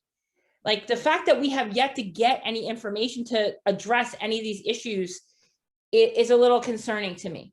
Is there a reason why you haven't resubmitted and addressed any of these issues in a year and a half? I think let me pull up real quick. I think the last environmental commission review was 6. Yeah, Brian, can I get a chance real quick to jump on this? We saw it in June of 2020. And, you know, I think the entire, obviously the commission has changed a couple of times since then, the members. But if we were provided with this information, we only see what we're provided at meetings, right? And now it's a code enforcement issue. And at least 6 times I've heard the word cleanup. Now that could be cleanup of materials, but if you're talking containers outside, does that, you know, is there a potential that there's been a release from illegal operations on the property? You're talking auto body shop, concrete. What are they storing out there? What has the potential to go into wetlands, into the ground, into the soils, into the waters of the state? This has major environmental implications that we were not aware of in June 2020. And, you know, based upon the pictures that I have not seen as the environmental liaison, Jen, I don't know even if you can put this on the record or not, does this necessitate, you know, a call to the DEP saying, hey, you know, I know there's this 90-day settlement and all that, but if there's the potential for a release into the environment, what was it called in? I mean, So all I know is that, and I think Mr. Kashuba did adequately put that on the record, that they have gotten an updated LOI and they have agreed that the existing conditions are the existing conditions. Do I know? And I guess that's a question for the applicant, whether or not they've reached out to site remediation. I have no idea, but I can tell you that the information that I've seen as recently as a couple weeks ago have, you know, vehicles in significant disrepair. And when we use the word gravel area, and I'm going to defer to Laura on this as well, you know, gravel area is being very generous. What I've seen is there's gravel, but there's also just dirt and mud and vegetation growing through. So I don't know that I would consider that completely like capped, where if one of these broken down vehicles were to be leaking like transmission fluid or hydraulic fluid or whatever, what the implications of that would be. So I think that's a very legitimate question to ask, which kind of goes to the root of all of these things that we're bringing up with respect to this application. May I respond to that? Yes, absolutely. Please. Mr. Kinney. Let me say that, I mean, I've been to the site and I know the township has been to the site. There have not been any allegations of a release of contaminants from any of the vehicles or in any place on the site. And, you know, my testimony is not worth anything. Obviously, I'm the lawyer, but I've been to this site and I have experience here with all, you know, again, you know, prior to my association with this law firm, I was with the Attorney General's office for 13 years doing environmental enforcement. So this is not a site, this is not a kind of condition that I'm unfamiliar with. That being said, as I said, the township hasn't identified in its numerous inspections here a release of contaminants. And I actually did filed an OPA request with the department to determine if there were any enforcement actions. I have spoken to land use staff. It's been some months about this site and whether they had any enforcement related issues with this site. And the answer to that was no. Recognizing that where this site is located, a transition area waiver for the proposed structure is going to be needed. We understand that. We have, Mr. Kachoba and I have both talked to the DEP about that. We haven't submitted an application at this point, but that is a part of the plan. You know, look, I want to be, I'm totally sensitive to the environmental issues here. You know, but at the same time, this is not a park. This is an industrial area. This has been an industrial facility for decades. You know, there aren't any allegations from the township, from the Department of Environmental Protection, of which I am aware, about a release of contaminants or pollutants from this facility. And so to speculate that that might happen, I think is frankly unfair to the applicant because it hasn't happened.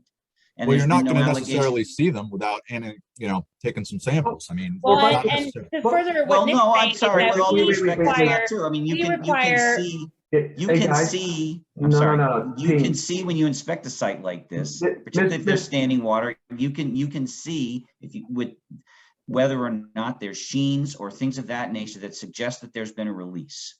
There's no indication that that's the case here. And the township has been out here after rainfall, as far as I understand it. All right, board and Steve, I need some help here. In my opinion, it seems like our professionals have some significant questions and concerns in their reports. I don't feel that this application to this board is complete. It clearly doesn't meet any of Laura's, what we would consider basic checklist items. You know, they're architected. We don't meet architectural standards. We don't meet lighting standards. We don't meet. We don't understand how the parking is derived. So does this warrant a pause? I mean, or do we as the board not really have that jurisdiction to make that kind of statement? The applicant wants to continue with their testimony. Our professionals have said what they want to say. We'll open it to the public and we roll the dice to see what happens.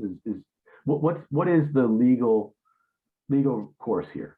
Well, Okay. Mr. Chairman, actually, Steve, just before you respond, one thing I want to note because the chairman talked about checklist items. This board did grant a submission waiver of an environmental impact report and a natural resource inventory back when the completeness was reviewed in 2020.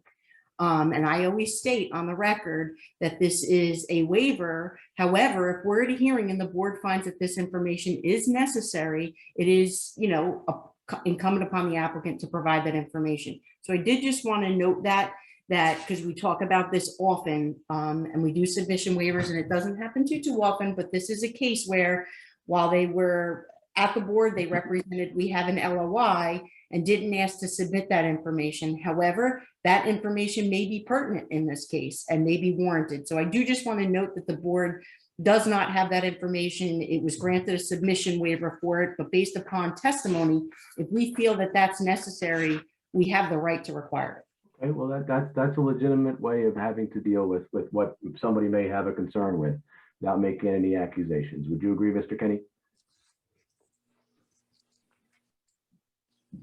Yes, I mean, Thank we you. want to cooperate here, our objective here is to, again, be a good corporate citizen and to do the things that are necessary so that my client can operate his business and he can do it in a way that meets the township's requirements. And, all I can do is pledge our cooperation in that regard and, our willingness to work with the township to get to the right place. Okay, thank you. All right, Steve, now you're Okay. please. Well, Laura is correct. When the board granted the submission waivers and reviewed the application, went through the checklist and determined it was complete enough to begin the public hearing process.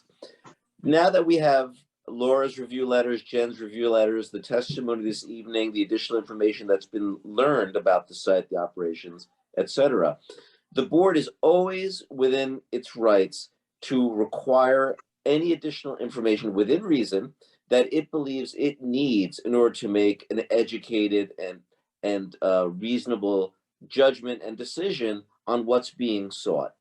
Now, when Laura went through her list and identified all the items that she believes have not been satisfied and are open issues, it seems to me that this is the type of situation that requires some type of a written response from the applicant to at least to see if they can address those issues.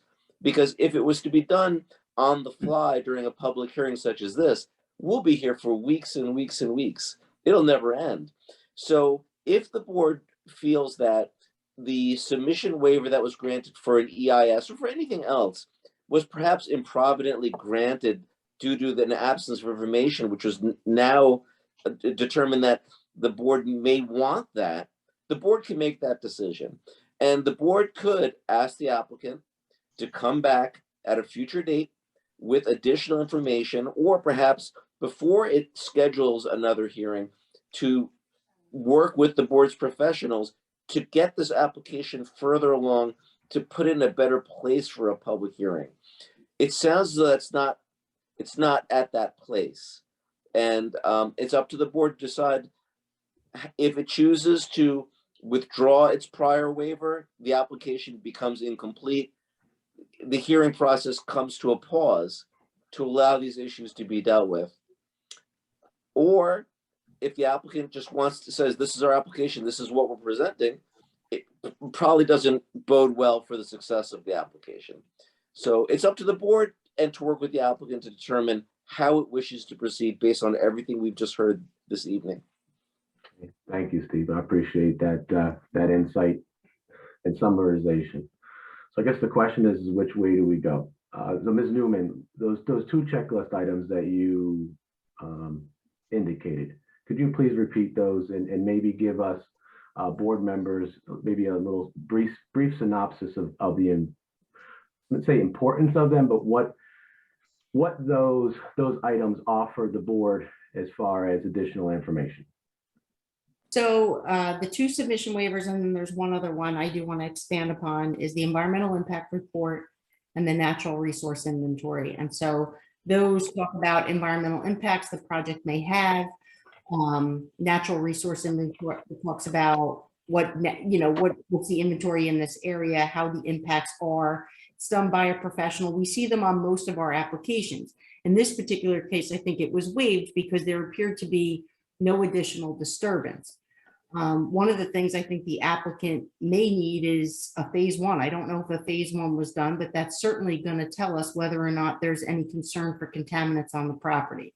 And a lot of times we see those wrapped into an environmental impact report. I think even in my office, we include them in as an appendix. So that's the information. I think that information should be submitted. I think it should be reviewed by the Environmental Commission and be available for this board. The other checklist waiver item is soil boring documentation, permeability, seasonal high water table, sufficient enough to design any septic system. The only reason I bring this up is while I acknowledge the Monmouth County Board of Health has the jurisdiction on this system, the County Board of Health has issued a letter that is concerning about the septic suitability on this property and whether or not further permits from the DEP would be necessary. So there's no public sewer in this area? Is that what you're saying? That's correct. And what they show is an area of a future septic field if necessary. But I think that's information the board needs. NPS, if in fact that's the area where it's deemed suitable, clearing is going to be required in order to facilitate that. So I just think that is information that we need. In addition, while we don't have architectural plans on our checklist, as I've noted, that's part of this relief. And so I just think there needs to be substantially more detail on that. And so it's specifically, it's those three checklist items that I think would go towards some of the concerns that we've heard this evening. And then I think the applicant through their professionals has heard tonight that there are other things that we're looking to have either explored upon, expanded, or clarified. Okay, thank you. Appreciate that. Mr. Chairman, they're also seeking a preliminary and final major site plan. So I also think it's important for this board, while I know that they're not ready for a vote today, and I think they're going to have to come back with information, but I don't think they'll be in a position for final until we understand where we just heard that they're going to need DEP permits because the buildings within the transition area, as well as the storage areas. These are things that we could not, or I would not recommend that this board include in a final approval. That would be like a conditional final. So I just think there's additional documentation and stuff that they need to do and submit so that we have a different comfort level. Fair enough. Thank you. I appreciate the testimony. Okay, Mr. Kinney, I think we've got a crossroads here.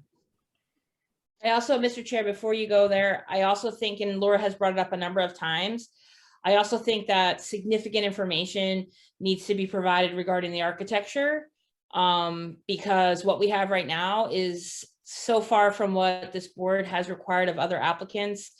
And, you know, so that's something that if we're talking about the EIS and the NRI and the borings for the septic, the architecture information needs to be addressed as well. I'd agree. Mr. Kinney, it's pretty tough for at least for me as a board member here to go against our professionals, and they have a very profound list of items that seem to be important for this board to look at and review, or at least for me to look at and review. I respect that, Mr. Chairman.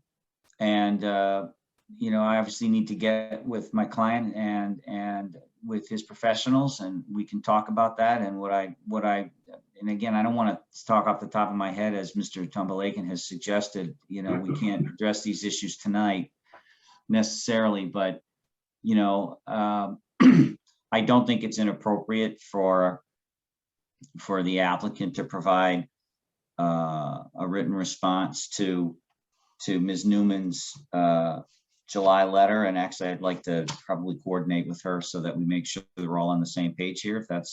Yeah, absolutely. You know, so that we're all speaking the same language here. I do think, I think it's important though that I raised an issue. You know, one of the issues here that is sort of underlies all of this is that the current business doesn't have a certificate of occupancy. So and my client is very much concerned about that because he wants to be able to continue to operate his business. So the question I have is, kind of where does that stand in this circumstance? Is there, does it have to do with all of the things we're talking about here tonight? Is it specific to the notices of violation that were issued? How does that play in? Because he's basically operating his business without a CO and doesn't want to get into further issues with the township in that regard. So I need some I need some clarity here, if you could give it to me.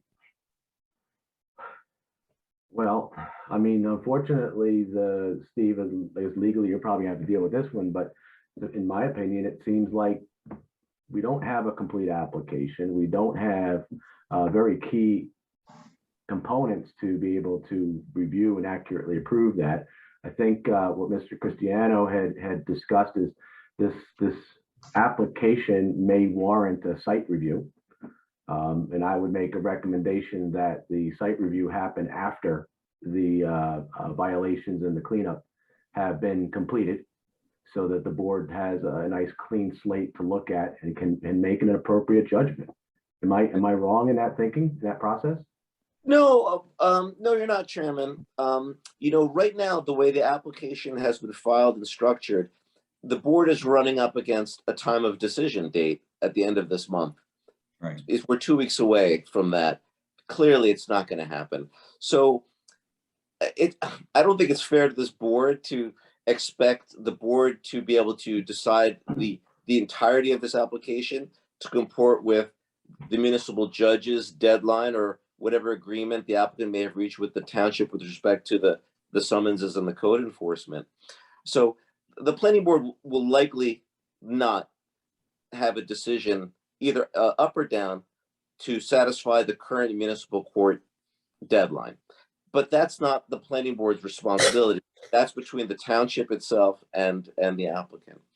But I do think, based on everything I'm hearing, again, with the applicant's concurrence, that we would need to effectively deem this application incomplete based on what was discussed tonight, provide a time frame for the applicant to do what Mr. Kinney suggested, meet with the board's professionals, prepare a written response, address a lot of these open issues and submission items, give them a time period with which to address those to allow the hearings to resume, to allow this process to resume. Because we can't keep it open-ended. It's not fair to the applicant, it's not fair to the town, it's not fair to the board. So that really, I think that's what should be discussed now with the applicant in terms of how it intends to proceed to allow this board to continue its work when more information is made available. But we have to do something tonight because again, the time of decision is at the end of this month. What would be that something? Meaning that the board would move to declare the submission waivers rescinded. The application is now procedurally incomplete. The applicant has X months, X days with which to address some of the shortcomings, submit the items required to allow another review by the board's professionals. There has to be an outside date for that to allow the board to then resume. And then if the board is still not in a position to proceed, either the applicant extends it out again or the board just times up and the board votes. Got it. Okay. Well, Mr. Chairman, yes. Could I make motion to deem that this application is incomplete? Well, I don't think the motion needs to be for the incomplete, Steve. I think the wordage needs to be that we're rescinding the waivers. Correct. And that would effectively make the. So it's not that you're making it incomplete, Mr. Cristiano. You have to put a motion on there that you're rescinding. You believe the board should rescind the previously granted waivers, and then that, in fact, would make it incomplete. And that, if I can just add, so that effectively stops the clock. But again, to be fair to the applicant, to be fair to everybody, we should agree to a time frame with Mr. Kinney and his client to allow efforts to be made to satisfy these issues so that the board can then, whether it be 3 months, 4 months, 5 months, it's really up to Mr. Kinney and his client. The burden is on them.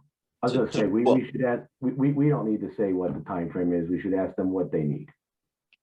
Mr. Kinney, can you, based on everything we're talking about, can you come up with an outside date that you think that you'd be able to kind of push the ball a little bit further along? Respectfully, not tonight. I need to have some conversations with Mr. Kronowski, and you know, I can certainly, I think after talking to him, get back to, pardon me, get back to the appropriate people sometime early next week. But it's difficult for me to say what that time frame might be without having, you know, an offline conversation with Mr. Kronowski. I don't want to put him in a position that he can't do. You know, I want to suggest something that he can't do. I appreciate that, Mr. Kinney, and I understand you have to have those conversations, but from the board's perspective, we just need protection for the board regarding extension of the time of decision to avoid consequences that we want to avoid. So, Counselor, I appreciate that. You know, I don't want to. I could suggest something now, just based upon my experience, with the caveat that if additional time is necessary, that Mr. Kinney, do you want to take 5 minutes? You want to take a 5-minute break? You want to take a 5-minute break? And I can. And you and Mr. Kronowski and your professionals, you guys could have a quick 3-way call, and then let us know. Yeah, I think what Steve is saying, do you need 6 months, 9 months? Do you need a year? Is that kind of what we're talking about here, Steve? I mean, there's a lot. When Laura went through her summary, I do a lot of applicants work. It's daunting. It's daunting. Yeah, if the DEP has to be, I'll ask Mr. Husser real quick. I mean, if the DEP has to be contacted here because of the wetlands issue, we looking 9 months, a year? I mean, minimum, if all goes well right now, is 90 to 120 days, and that's if all is well, okay? That's a minimal permit. The way that the world is working right now, 6 months. So, okay. Yeah, I was gonna, just for conversation purposes and not putting words in anybody's mouth, what I was going to suggest was a time period that if, based upon the good faith efforts by the applicant, if additional time was needed, that would not be unreasonably denied, and we could talk about a time period. As the chairman, as the chairman, yes. If I need to put that on the record, I think that would be reasonable. So, but you have to provide some good faith efforts. No, I respect that, Mr. Chairman. I do. You know, and I wouldn't state what I just stated without being very sincere about that. You know, we want to move this process along. I know it's taken a lot longer, and with all these hiccups that have happened, to do this. So just given what the checklist is, and I think, you know, I'm happy and look forward to talking to Ms. Newman and others about that issue. I think we're looking, and as Mr. Huszar just mentioned, you know, I think we're looking at a minimum of 6 months to get all of this together for the purposes of a resubmission, if you will, of a more complete application. I think probably 9 months is not unreasonable. You know, that's a long time, and I don't, you know, again, I'll talk to Mr. Kronowski. You know, I know he wants to move this as quickly as he can, but there's economics involved with all of this as well, and those things have to be brought into consideration as well. So you know, rather than put something. Please keep in motion that this board cannot worry about the economics. I'm told repeatedly by our professionals that economics doesn't come into play with this board. Okay, I appreciate that. Thank you for clarifying that. So let me if we can go offline for 5 minutes or so, and I can get Mr. Kachoba, Mr. Kronowski on the phone, and we'll talk about it and and then I'll come back. Do I just need to raise my hand? No, it's 8:52 now. We'll all come back by 8:57. Okay, great. Thank you very much. You're welcome. The board's going to take a short recess. They'll be back at 8:57. Chairman, Mr. Kinney is now back on. Okay, thank you. Mr. Kinney. I've spoken to my client and to his professional, and based on that conversation, we think, and I say this with the objective of working very closely with the township, but just given the checklist of things that need to be done, I think we're going to need at least 9 months. Okay. Okay. With the with the caveat that we may need to request additional time depending on what issues come up. It's certainly our intention to work closely with the township to see that we can get this done. Steve, if they require additional time, would it be customary to have them come back to the board to request that additional time? You know what? That can be done administratively. It can be done administratively if the board wants it to be done administratively. It might be something the board might want to discuss. If it appears there's good faith efforts, Laura and Jen confirm that there's efforts, administrative is fine. If it's not, then maybe the board wants to discuss it. Okay. So 9 months, I mean, starting April 1st, does that take us out to January of next year? How about this? Why don't we meet in the middle? 9 months with a 3-month extension administratively. And after a year, if there's still no application, they got to come back to the board and explain why. I think I kind of understood that, but Brian, can you explain that a little bit more? 9 months with an ability to administratively extend it another 3 months. Mm-hmm. And after a year, if we still don't have an application to review, they got to come back to the board to ask for more time. Okay. So in terms of the that assumes that the municipal court stuff that had the 90-day clock on it is still going to toll for 90 days, right? We're not going to stay. I mean, I don't even think we have the ability to stay that process, right? Our process, Jen, is really separate from the municipal court. Yeah, I don't think want to make sure it's clear. Yeah. I don't think the municipal judge said go get your planning board approval in 90 days. That wasn't going to happen. So so in terms of the time of decision, would the applicant be amenable to extending it? Right now it goes till March 31, 2022. Would the applicant be amenable to extend that to March 31, 2023? Yes. Okay. Now, Eileen, do you need a letter from the applicant to confirm that? Okay. Mm-hmm. A letter would probably be best and put it in the file. Mr. Kinney, is that acceptable? Can you write a letter to our administrator confirming that the time of decision for this application is being extended 1 year to March 31, 2023? Absolutely. Okay. And is it also inappropriate to ask that when the applicant is ready to come back for showing us the plans, that they also request that our site review team for the board goes out prior to the meeting and reviews the site?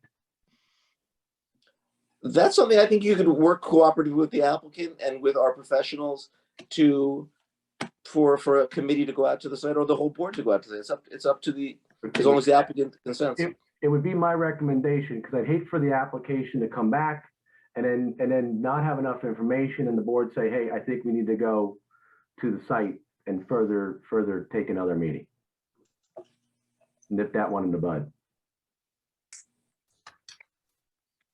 Mr. Kinney, would that be something you'd be amenable to if there's a site visit by the board?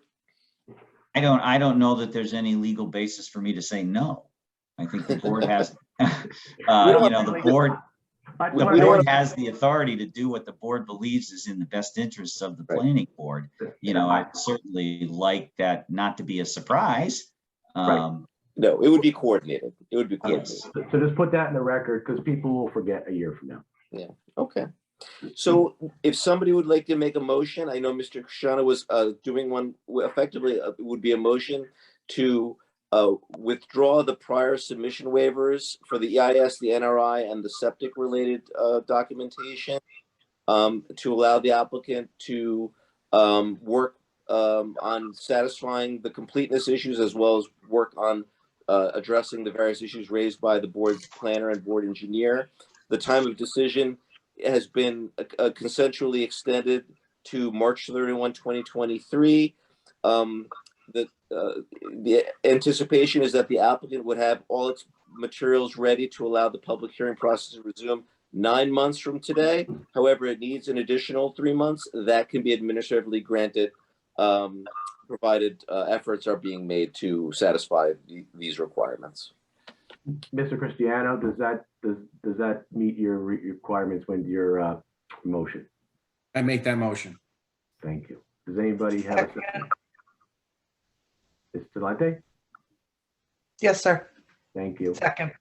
Okay, roll, any other motions? Seeing none, roll call, please.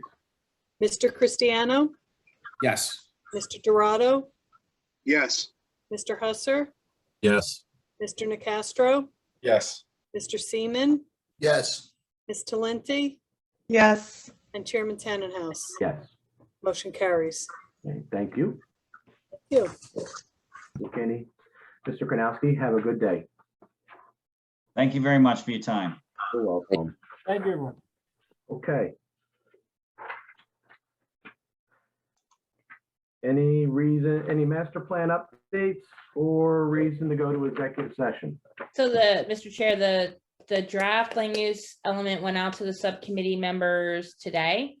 The circulation element will be sent out to them tomorrow. So, Okay. and then once I get comments back from them, it will be distributed to the entirety of the board in advance of the public hearing. What's the date we're talking about, Eileen? Do you remember?